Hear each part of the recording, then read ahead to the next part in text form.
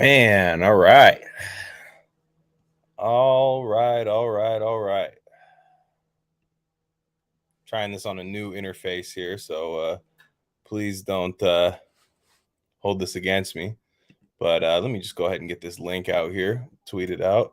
Got a lot to talk about today, Raider Nation. Not a lot of speculating. We're going to talk about some real stuff that happened. And I'm just tweeting out the link. I'll get started here in a second. I know I'm live, guys. I know I'm live.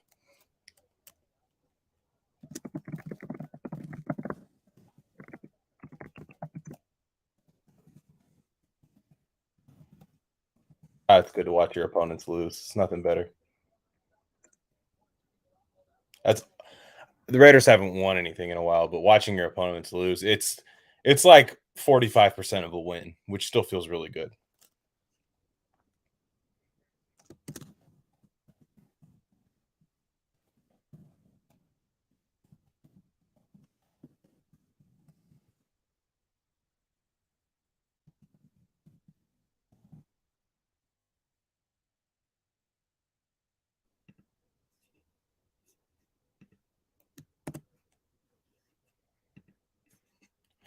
All right. Okay. Hope everybody's doing well. Gonna be this one might go a little long tonight because we got a lot to talk about, right? Before I talk about the obvious news that is sweeping Raider Nation, right? Raiders have a new head coach. We think, right? You can never count Josh McDaniels in as your head coach until he actually shows up at the press conference, holds up the jersey with Mark Davis, holds up the the helmet, does the little picture and stuff with them. That's what I'm going to consider Josh McDaniels the head coach. But as of now, he does look like he's the head coach.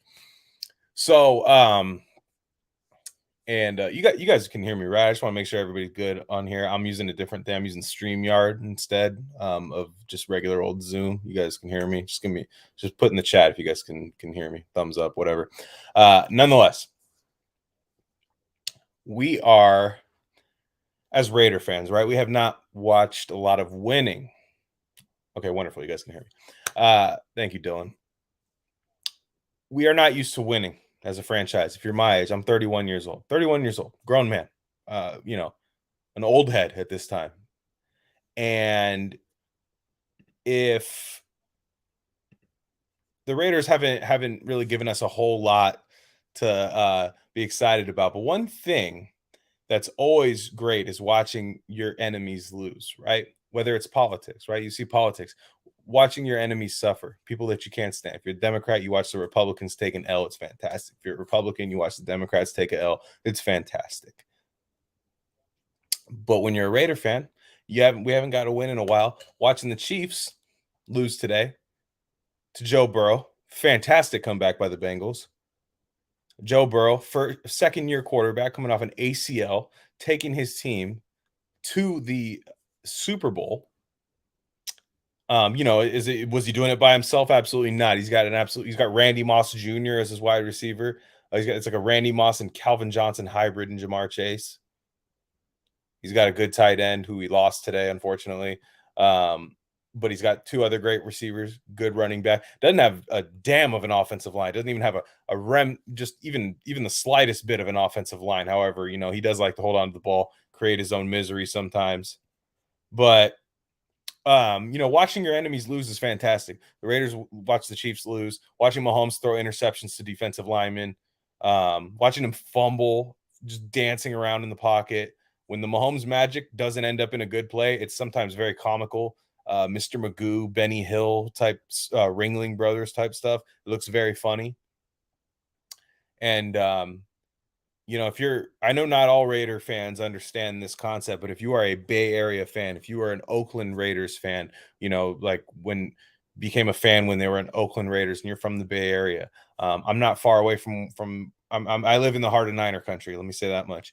And watching the 49ers lose is almost better than any other team losing. I'll get to the questions on McDaniel, so hold off on them right now. But for now, the watching the Niners lose is great. Okay. And now a lot of Niner fans are like, "Hey, why are Raider fans so mean? Like, I don't even care about you guys." Da, da, da. It doesn't matter, man. They're big brother. They're big brother.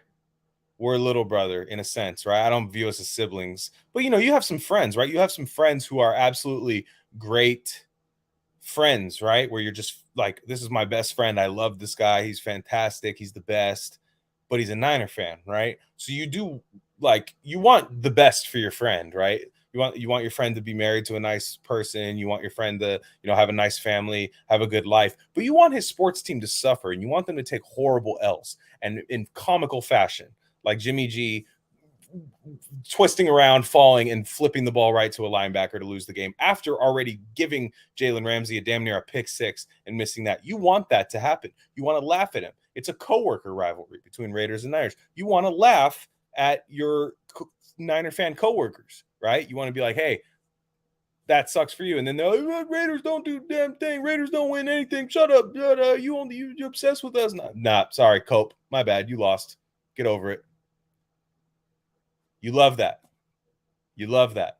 And then especially if you've been on Raiders Twitter for a while, you've noticed some of the most diehard Raider fans all of a sudden, whether it's for committing Derek Carr, whether it's for many other things, right? Committing to Derek Carr, moving to Las Vegas, and all that stuff. They want to say, I'm not a Raider fan anymore. I'm a San Francisco 49er fan now, which is like, holy shit, dude. Switch to the Jaguars, right? Switch to the damn Saints. I don't know.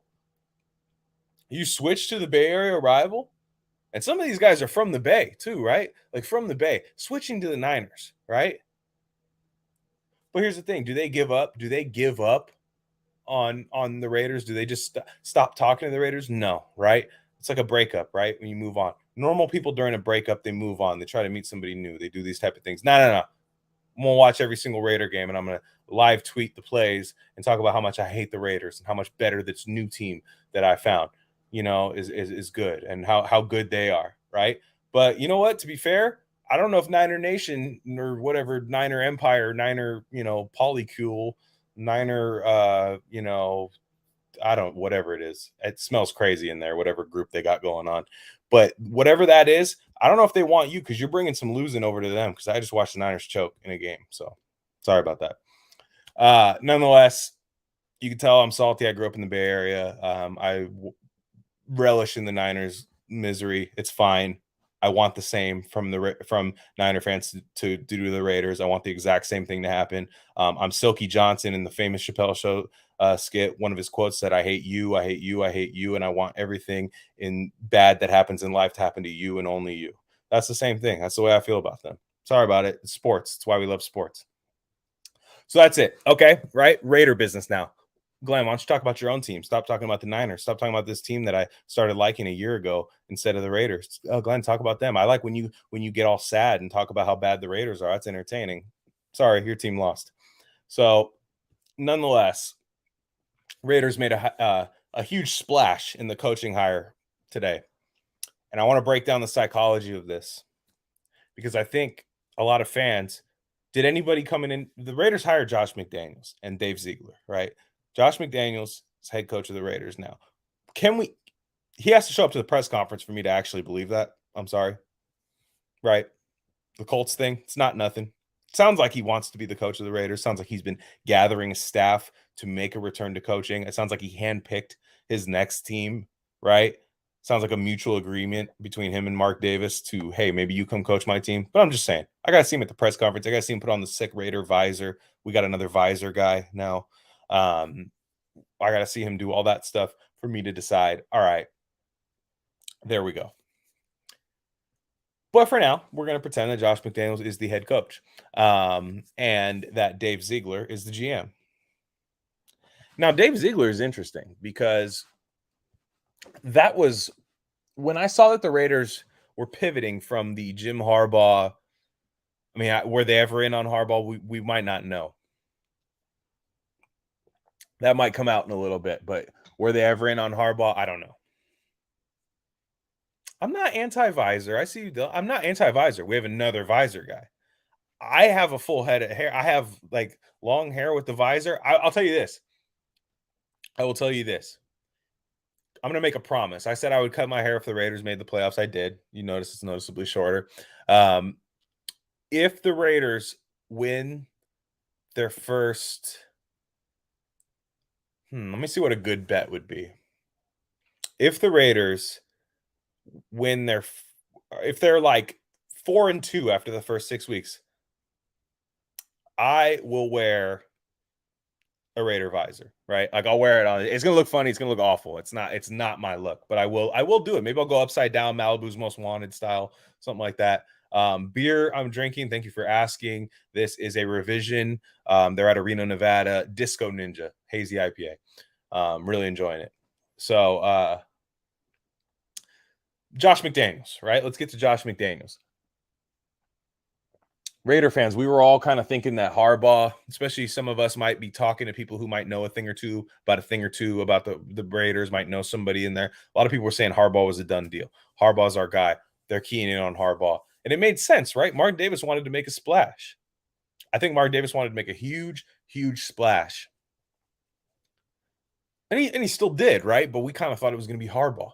Now, to me, my last stream, I was pivoting towards DeMeco Ryans. I still like DeMeco Ryans. I thought the Niners had a good defensive performance against the Rams for the most part. I don't think that's the reason they lost the game, and I do like him, and I think DeMeco Ryans is going to get a head coaching opportunity. It won't be in the AFC West, which is nice, but I think he's a good coaching candidate. He's going to go somewhere else. But all of a sudden, Vic Tafur, right, our lovely beat writers for the Las Vegas Raiders, who are right about everything. Let me tell you that much. Those Las Vegas Raiders beat writers, especially the ones for The Athletic, they got their ear to the street. They don't miss anything. Sarcasm. They miss everything. Horrible. Just horrible. I mean, Vic Tafur saying McDaniels is not a candidate, right? If Vic was saying like, hey, I haven't heard anything about it, we'll see. But he says not a candidate. Then all of a sudden, people are saying, "Oh no, it's Dodds, it's Ed Dodds, it's Jim Harbaugh, like they got this." But then all of a sudden, Josh McDaniels gets an interview, and it doesn't seem like just any interview. It's a wine and dine situation. It's a fly out Instagram model kind of situation, a fly out like how the rich guys do. It seemed like one of those things, right? Like one thing we can say, we've seen Mark Davis do how many coaching hires? We've seen him do 4 coaching hires, right? We've seen Dennis Allen. We've seen we've seen Jack Del Rio. How could I forget that? We've seen John Gruden, and we've seen Josh McDaniels for now. We have Dennis Allen, right? They're just getting started. His dad, Al passes away. Big turnover in the organization, and you're like, okay, let me replace Hugh Jackson with Dennis Allen. Okay, maybe that's not his guy, but it was somebody that maybe he met Reggie make the choice. Jack Del Rio comes in, that seemed like more of a Dennis Allen type hire. Like, this doesn't seem like my guy. Gruden felt like his guy, right? It felt like, number one, I have to have John Gruden. I'm obsessed with him. Something about Mary style, you know what I mean? The guy with the warts all over his face, still tracking on Mary after all these years. That felt like Mark Davis tracking down John Gruden. But then you see, Josh McDaniels come available and Mark drops everything. I do believe that his advisors, right, whoever was advising him to go through, I mean, some people say it's Marcel Reese, some people say it's other guys like Charles Woodson, other people like that are advising him. I think Mark went rogue on this one. He saw that Josh McDaniels might be interested, right? He sent one of those risky texts at 2 a.m. Hey, you up? And Josh McDaniels said, yeah, I'm up. What's up? How you doing? Mark Davis wasn't ready. Like, oh man, this dude's talking to me right now. Like, no way. And then it seemed like, okay, he was in love. Now, Josh McDaniels, and I'm going to get into my actual take on this, but it does seem like Mark Davis sees another John Gruden in Josh McDaniels, right? And you know me, I was not a big John Gruden fan, but I think he sees like this guy can oversee my entire football operation. He's a brilliant mind, not terribly old, with the times, but can mold this team into what I want. I'll sign the checks, and I get to watch my Raiders be great again. Because I do think Mark, I mean, look, it's his only business. Mark doesn't have another business. He does not have Davis Wheat Company or something. He doesn't have Davis Pharmaceuticals. He doesn't have, these other companies like these other guys do. The Raiders are his company, and the whatever the hell that WNBA team's called with Becky Hammond as the head coach.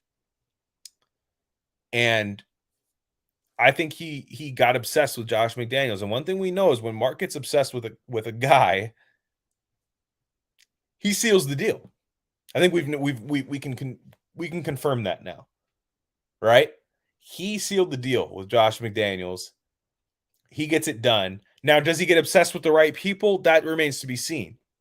But for me, I kind of didn't like Josh McDaniels at first. When I first saw the news that they were whining and dining him, bringing him in, doing all this stuff, I was like, oh, I don't know about this. I don't know about this. Patriots assistant,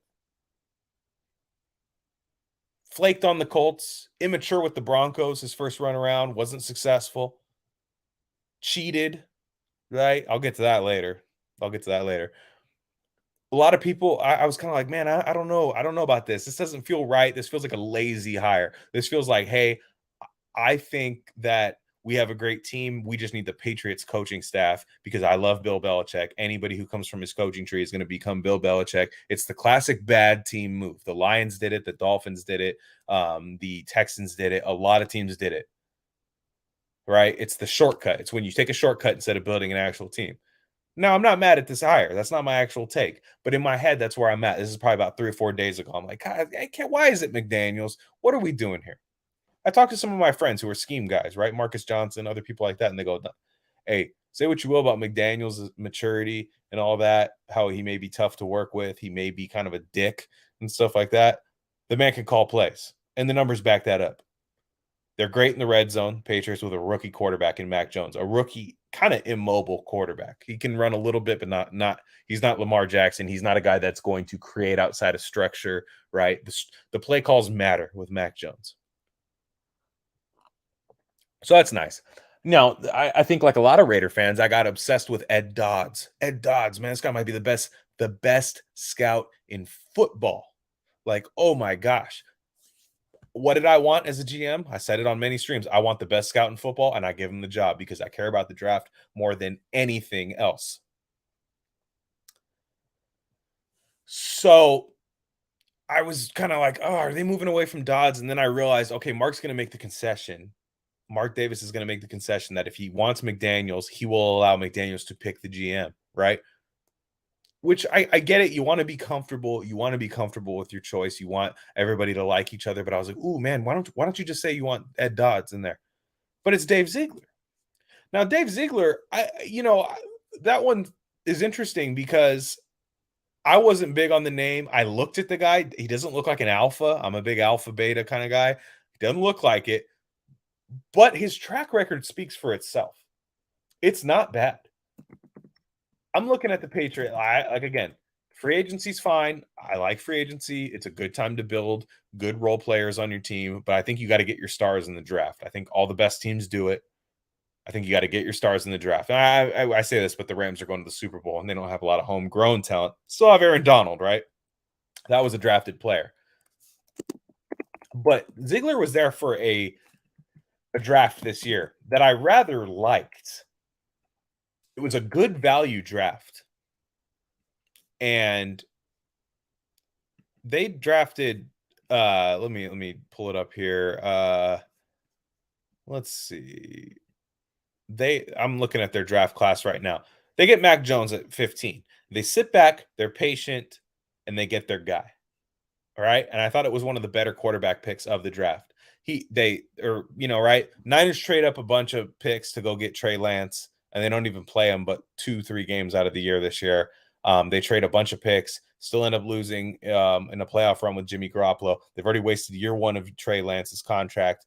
Rookie contracts are a ticking time, like a ticking lottery ticket. You only get that good contract for so long, and then you got to pay the guy, and then all of a sudden you don't have the supporting cast that you need.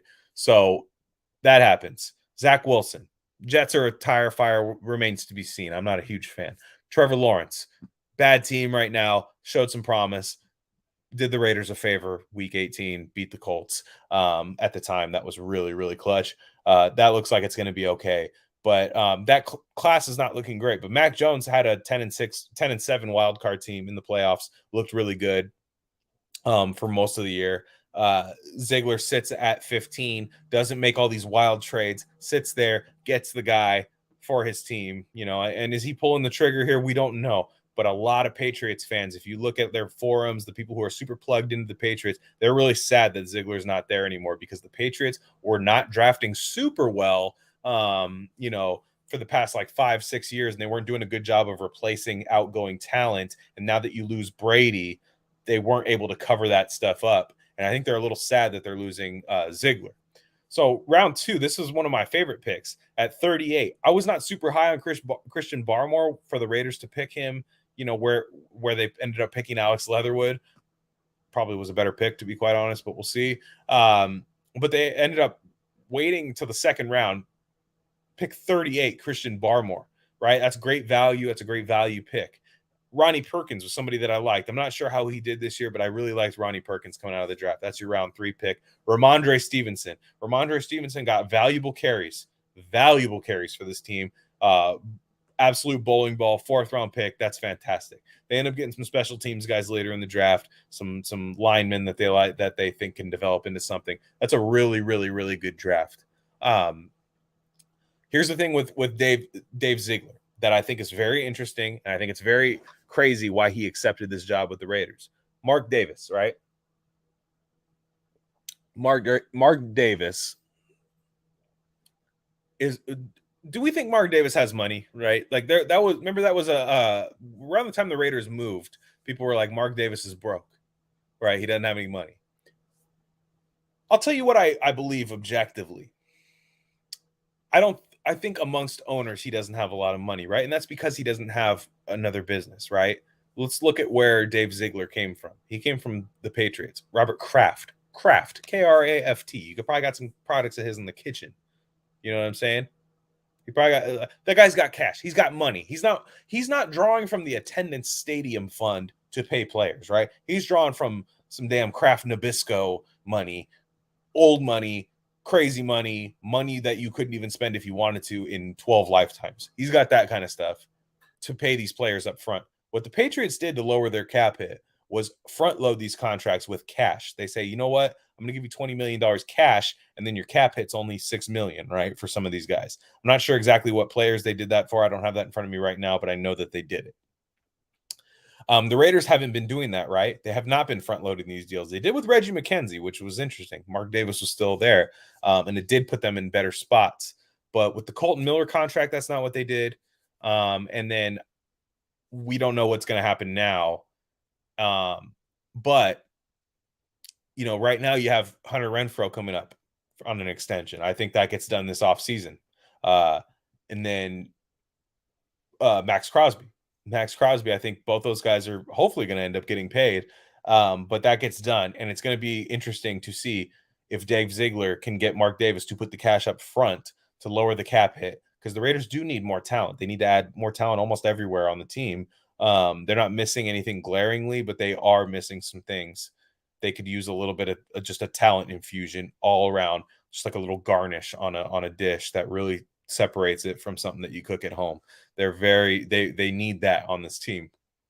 I think it would be interesting because if you're Dave Ziegler, why do you take the job if you don't think you can at least get a commitment from Mark Davis to spend that money? I don't. Dave Ziegler sounded like a guy who had other opportunities, right? Sounded like he wanted to go with Josh McDaniels. They sound like a little Bonnie and Clyde type situation. They sound attached at the hip, Jordan and Pippen, like just very attached at the hip, and that they could take this to that next level together, and they wanted to be at the same destination at the next one, together, GM, head coach. So I think that had to come into play, right? Is that okay? How do I do my contracts? If you're a GM, that has to come into play. How do I do my contracts? Do I front load that? Am I able to? Do I have the capital to give to these players if I want to bring over a JC Jackson in the offseason, right? Because if we bring in somebody like Brian Flores, you are going to need man corners that can play man coverage, and the Raiders are coming from a cover 3 soft zone team. So you are going to need to overhaul the secondary if this is a New England style defense. So do I have the cash to front load these deals and still add talent elsewhere. So hopefully but he's an impressive guy. I think he's a very impressive GM. Now that I look at it, it scared me at first, but he's good. I think this guy's good. And so let's move on to Josh McDaniels. Josh McDaniels, like I said, the red zone. The red zone's a big thing. We all know this as Raider fans. The Raiders can move the ball almost at will between the 20s. When they get to the red zone, it looks very robotic. It looks forced. It looks scared. It looks tentative. It looks like we have to find a needle in a haystack. We have to thread these needles to get just that touchdown. And you'll see another team that can do this really, really good play call and find a guy wide open in the back of the end zone. It doesn't happen that much with the Raiders. It's usually we have to win this contested catch. We have to push the pile into the end zone. We have to have a lot of stuff happen for us to score points in the red zone, other than a Daniel Carlson field goal. Josh McDaniels has a very good red zone percentage for his career, and it's now we have seen him isolated from Brady. He was still at, I believe, 62% in the red zone with a rookie Mac Jones. That's very impressive. The scheme does help here in this scenario. Now, what I will say about him is that he's maybe not the most personable guy, is what I've heard, right? Brandon Marshall was on Pardon My Take, one of my favorite shows ever. Very influential, and Brandon Marshall has his own podcast, very outspoken, but I think he's a real smart guy, and real, really good at what he does. Brandon Marshall says that Josh McDaniels is the best X's and O's guy he's ever seen. And Brandon's been at a few teams, he's the best X's and O's guy he's ever seen. Just fantastic with it. However, he was a bit immature, right? He was a bit immature, hard-headed, tough to talk to, not the most fun guy to be around. Now, that was a long time ago. That was 2009, I think. We're talking about something a completely different time in life. I mean, how different was your life in 2009? It was a lot different. Mine was a lot different. I was 19 years old, definitely in a different mind state than I am now. But you look at where he's at now, you get older, you become a little bit, more I'm just accustomed to being around people. You're older, so you don't feel like you have to prove yourself over these young guys. When you're a young guy, you feel like you got to kind of alpha them. You got to kind of do all this stuff. And maybe as a man in his 40s, he's come to realize that maybe he's just a bit like, okay, I just got to be a little more personable to these guys. I got to let these guys have a little bit of fun. But I know my scheme is good, right? And what is Josh McDaniels' scheme, right? What is the scheme? This is going to piss off a lot of people, because I think a lot of people that are ultimately mad about the Josh McDaniels hire are mad that this ends up meaning that he's keeping Carr. I've seen some coping. I've seen some coping from Raider fans who are never Carr Raider fans. We know the bunch, right, that think that the Raiders can't win anything with him. It remains to be seen if they can win a Super Bowl, but I do believe that they could be a perennial contender with Derek Carr if they have a proper team-building team around them in the front office, right? I think we were coming from probably a bottom 5 front office in the league with Gruden and Mayock, and I'd even argue they were number one worst, those two guys. I mean, truly honestly, Damon Arnett and Henry Ruggs, both of our first-round picks from the 2020 draft, are in jail. They're in jail. Yeah, Henry Ruggs is fast. I get taking the risk on Henry Ruggs, right? And it wasn't even really a risk. It's something that popped up in the NFL. But Damon Arnett had character concerns and was slow. If I'm taking risks on a corner, this guy might go to jail, but he runs a 4.29. I need that. Not this like, oh man, he's a gamer, watch out, we can fix him. Like, none of that stuff, right? It was a bad pick at the time. It's exponentially worse now.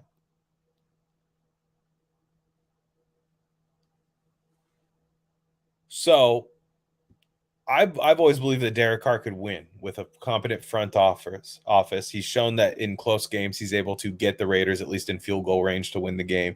He's shown a lot of things.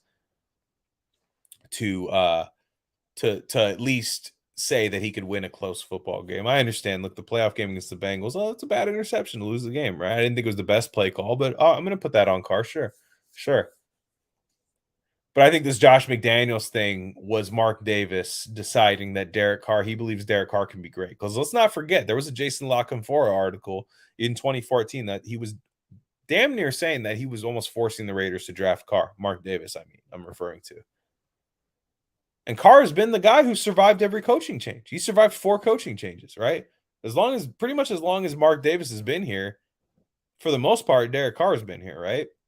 For the end of the Dennis Allen tenure, he's been here. He's survived. He's been the guy. And you have to wonder, is Mark Davis using Derek Carr as the hiring chip, right? Is saying like, hey, I'll give you the job if you promise to make it work with number 4, at least at the beginning of your job, right? You have to wonder. And if you're Josh McDaniels, you do have a competent quarterback. You're walking into an organization that's 10-7, coming off a playoff loss. Now, do we think the Raiders are a perennial playoff team with that roster? No, probably not. But you're looking at the misses in the draft. You're looking at things they've obviously done to shoot themselves in the foot to not being a great team. You're looking at the Mack and the Cooper picks that they got that they just completely wasted, and you're realizing, okay, I can probably fix this team. Right, it's still not in disaster mode roster shape. Right, they have Max Crosby, they have Derek Carr, they have Hunter Renfrow, Darren Waller. They have guys. They have guys that are good still. Colton Miller, some fine players. Josh Jacobs, if you like him. But I think McDaniels is taking his job to make it work with Carr, at least at the beginning of it. Right, he's going to get at least a year, and if it starts out hot right away, I think Carr gets extended. I just want Raider fans to have that in their mind now. Go switch. Go be a Niner fan. Seriously, go do it. Because I if it's over Carr and you just say I can't, I'll support anybody that's not Derek Carr and hold the Raiders hostage until they switch Derek Carr. Just switch now because I think he's going to be here. I think he's going to be here for at least the beginning of the McDaniels tenure, and we don't know how long McDaniels' contract is too. That's the other wild card with Mark. How good is or how long is McDaniels' contract? Did he get the Gruden deal? I hope not. I hope he didn't get a 10-year deal. Truly. But, we'll see. But I think he took this job to make it work with Carr. And I think that Mark Davis and now, does this mean that Mark Davis is correct here? I just think that he thinks Derek Carr is a Hall of Fame quarterback. I think Mark Davis looks at Derek Carr and says that I have a Hall of Fame quarterback that we have failed. I'm in Mark Davis's crazy big weird Caesar haircut, simple jack head, and I'm looking at that, and I'm just trying to like I'm writing a script for him. Like I think he's looking at it and saying, I have a potential Hall of Fame quarterback here that we failed. I need to find the people that have gotten Tom Brady and even a young Mac Jones to playing good football. Right, this coaching staff, at least I need to bring that over here. I need to bring that front office that finds these diamonds in the rough, that hits on these first round picks, and if they don't see somebody they like, they trade down, get more draft capital, spread that talent across the roster, convince guys to come here in free agency, make really savvy trades for 4th round picks to get a good corner, to get a good linebacker or something. Like create a good system here of winning, and I think that's what he's going for with the Josh McDaniels hire. So to the people who think that he's going to blow it up, to just blow it up, trade Carr, I've been a proponent of dangling Carr on the trade market to see if you could get the Stafford like return, especially with Brady retiring, with Rodgers in limbo here. A lot of people, a lot of quarterback vacancies with kind of a weird draft class. I thought maybe you could get a big trade. I think that's off the market right now. I think that's completely off the market with Josh McDaniels. I think they're going to be active in trades for other players, right, at skill positions maybe, or just offensive line or something like that. But for now, I think that's off the table. Now, had they hired DeMeco Ryans, had they hired Brian Flores, had they hired even Jim Harbaugh, I'd have to say that like maybe Carr's job isn't safe. But I believe this Josh McDaniels hire was here to make it work with Carr, at least at the beginning. At least at the beginning. But let's look at the current roster with Josh McDaniels, right? Let's look at the current roster. It I could see why Josh McDaniels is intrigued by at least the offense. What do the Patriots like to do? They like their fun little shifty white slot receivers, and they like their tight ends, athletic tight ends, and they like to run the ball. What do the Raiders have right now? Without adding anybody, without anything, they have a capable running back in Josh Jacobs. I'm not the biggest fan, but I could see this. I could see him being a very good Josh McDaniels scheme running back. They have a very athletic tight end in Darren Waller, a guy who can do everything that you want him to do. Maybe he doesn't block the way Gronk does, but he's not even a terrible blocker. But he can do everything that you want Rob Gronkowski to do. And they also have a shifty white slot receiver in Hunter Renfrow. I'm not saying that Josh McDaniels said I need a white slot receiver, but guys play certain ways. I think that's there. The other stuff's easy to add. You can fix this offensive line in an offseason if you really, really make the right moves.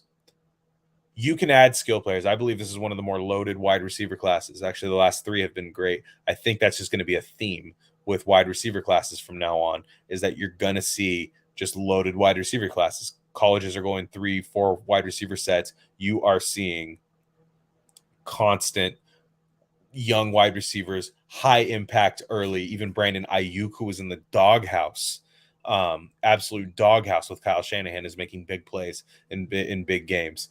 These guys are coming in play.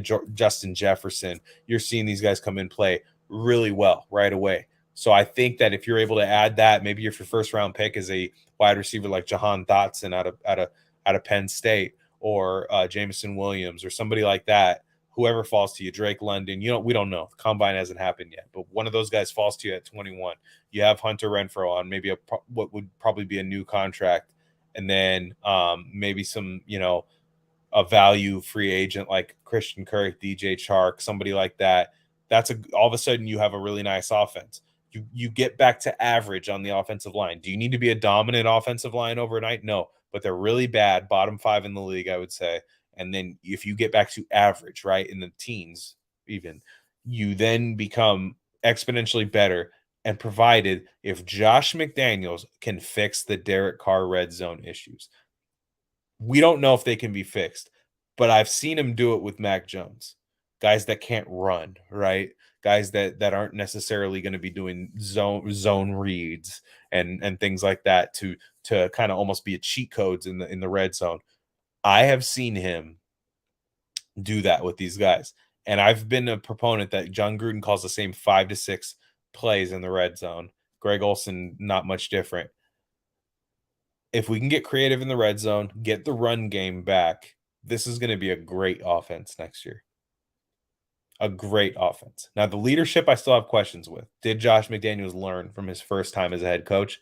And did Josh McDaniels learn in these years as an offensive coordinator maybe a bit more people skills, maybe people who can how to talk to players a little bit better, how can maybe be a little more personable, a little bit more available to your players? We're going to see. That's the big unknown with that.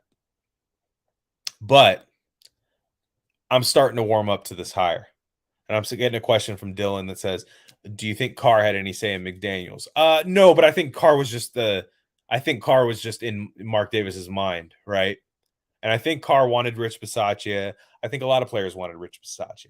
And I see a lot of these guys like Max Crosby, Josh Jacobs, Nate Hobbs. A lot of people were making these little cryptic remarks about wanting to keep Rich. Sorry, you don't get to pick the player. You don't get to pick the coach if you're a player. You don't. Sorry, get over it. Get over it. You shouldn't be putting that on social media either.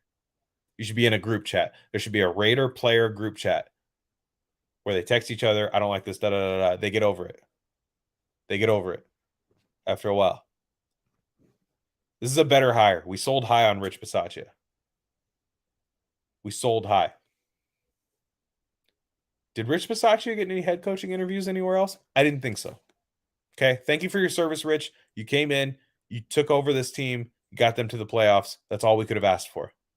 Truly. It's good. But these players, if they're mad about it, they need to get over it, or they need to go somewhere else. This is a new system. This is a new organization.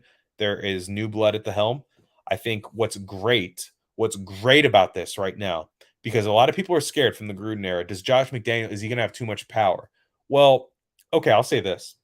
He's obviously bringing over his own GM. This is kind of a different thing. We don't see this happen often.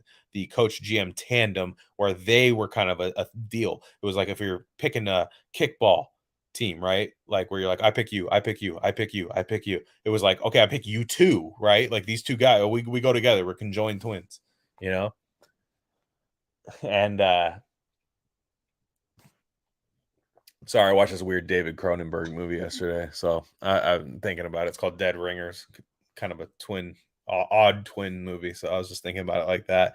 Hopefully, that situation doesn't happen with the GM and the head coach. If you've seen the movie, you know. But I think that there's no way they're going to struggle over power dynamics, right? Ziegler and Josh McDaniels, they don't struggle over it because they should have already had that mapped out, right?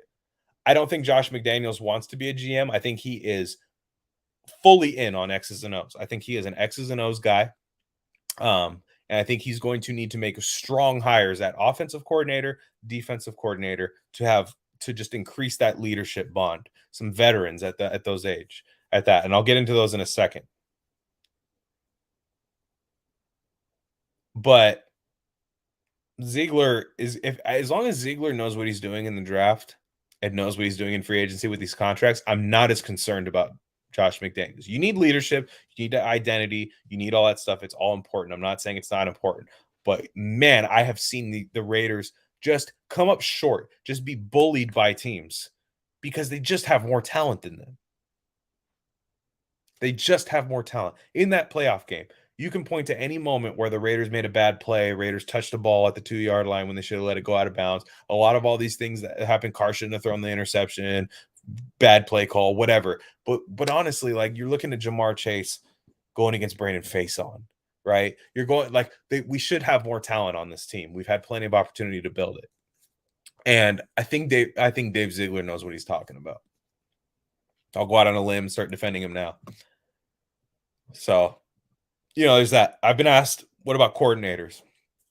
I saw the defensive coordinator. One guy that's kind of intriguing to me is the Bears defensive coordinator, which has some McDaniels ties.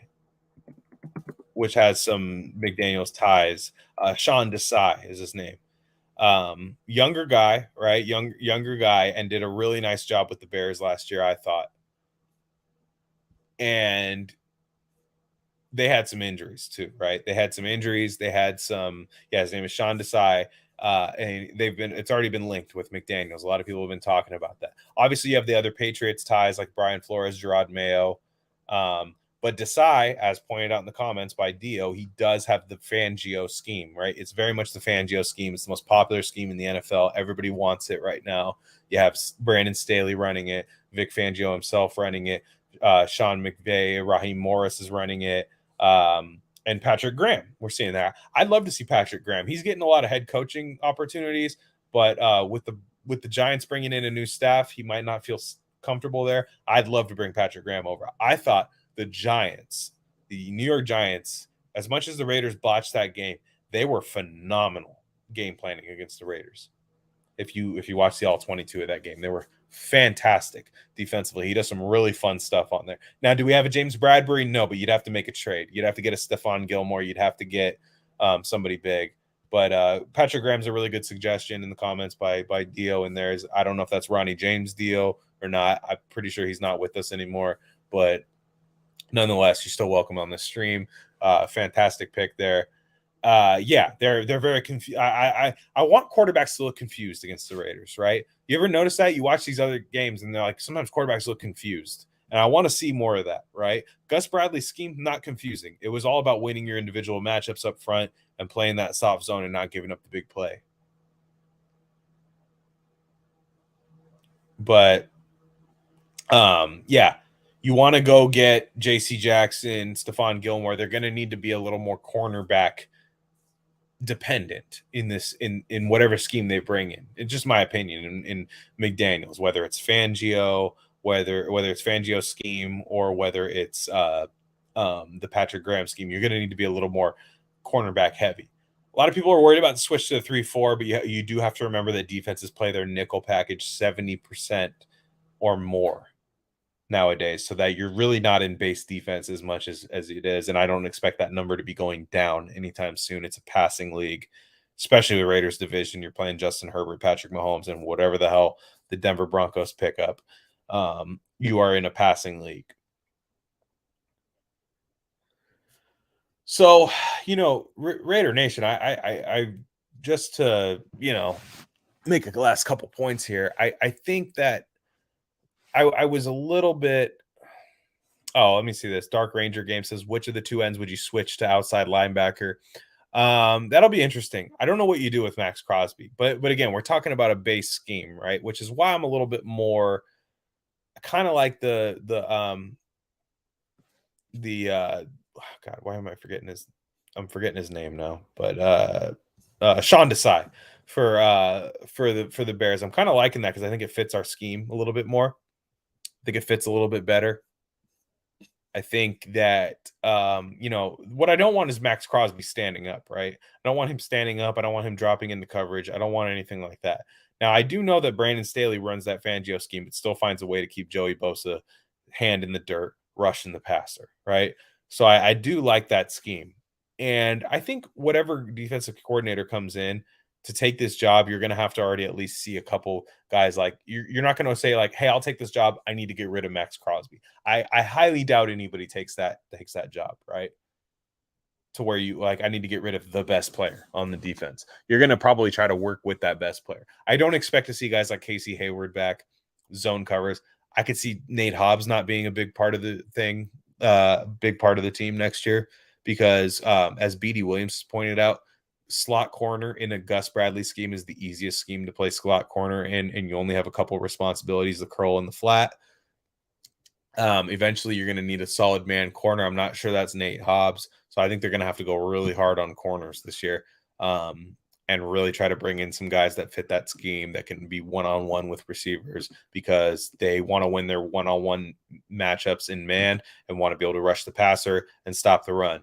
So there's going to be a lot of overhaul. I don't think it's going to be involving Max Crosby. I think you keep Yannick Ngakoue because he could probably stand up a little bit. One guy that's interesting is I could see Devon Diablo playing a little outside linebacker, standing up, hybrid rusher situation. I think he's a star in the making. And I think that he is going to be one of those guys in an outside linebacker scheme to where if Gerard Mayo comes in, I think he's going to really want to get his hands on a guy like Devon Diablo, right? Yeah, maybe you have Nicholas Morrow back next year. I think he fits the scheme. Perryman's also could play the Hightower role of run stuffer, kind of just overall hammer in the game.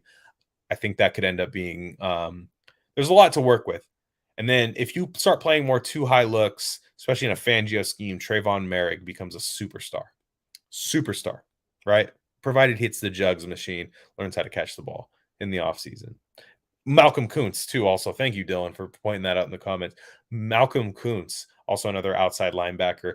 You have a lot of options. The Raiders, actually, what I loved that they did in the last draft is they got a lot of good athletes in the draft to where this is why you bet on athletic upside. If you do have to change your scheme, it's a lot easier to work those guys into your new scheme when the athletic baseline is there, right? Even Cleveland Ferrell, who knows? I could see Cleveland Ferrell being like a New England Patriots style defensive end. Maybe they ask him to bulk up a little bit because he's already slow. Maybe they ask him to bulk up and play a little 3-4 end and base. I mean, you got one more year of him. You're not going to get anything to trade him, right? So if you think, I don't know if he's bad enough to cut him, but if you can bury him on your depth chart, look, it's the number 4 overall pick. It's a horrible stain on this franchise that they picked him there, but maybe you could still get a little value out of him in his last year. You don't pick up the 5th year option, and then you get 1 year out of 3-4 base defensive end. While you have guys like Malcolm Kuntz, Devon Diablo, Yannick Ngakoue standing up, like could get interesting. Could be a fun defensive line still. So, yeah. As far as offensive coordinator goes, I haven't talked about that, but I think McDaniels is calling plays. I doubt that he becomes a head coach and gives up the play calling, gives up the sticks in Madden, as people say. I don't think that ends up happening, but I think it'll be similar to Gruden in a sense where the offensive coordinator is more of a kind of lead practice, get get guys where they need to be in the right place, run my offense. But I think he's going to be like a glorified quarterback coach. I don't think you're going to see a big name. A lot of people think it's Bill O'Brien. Bill O'Brien probably, in my opinion, either stays at Bama or goes to New England, because New England he will get the McDaniels. He will get handed the sticks, call the plays. Why would you go just be a quarterback coach? Look at it from his perspective. Even though I do like Bill O'Brien as an offensive coordinator, but I just think that the quarterback, I think it's going to be a very much like a Gruden and Olsen situation, where I think you're going to see a guy like, what if it's like Brian Hoyer, right? Or if Josh McCown doesn't end up getting a job, you know what I mean? Somebody like that, I could see end up being like the coach, just a young guy who can relate to Derek Carr or whoever. Just get a young guy in there. He's not calling plays. He's not going to be doing that, because I don't think I think McDaniels is going to be calling plays, which I like. I think he's one of the better play callers in the league.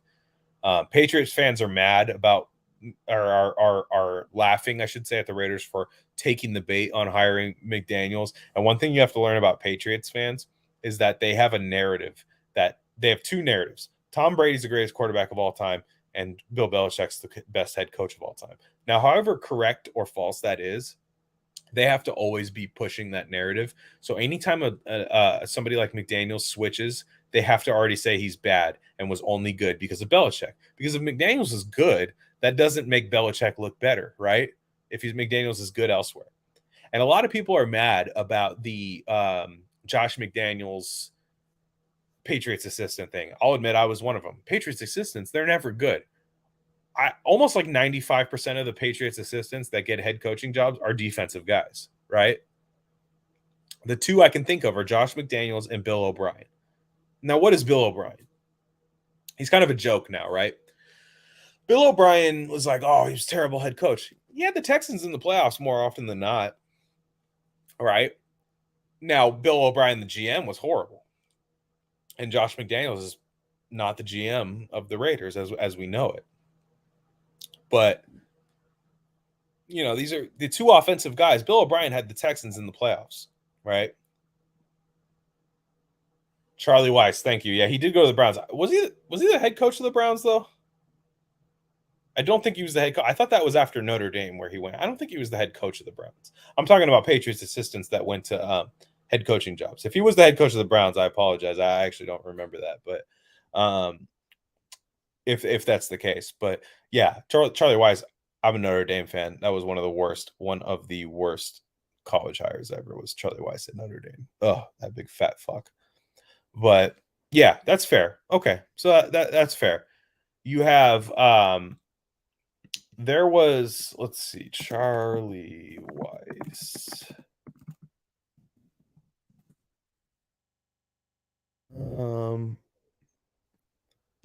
Yeah. So, well, Charlie Weiss was the offensive coordinator of the Browns, so that's a bit different.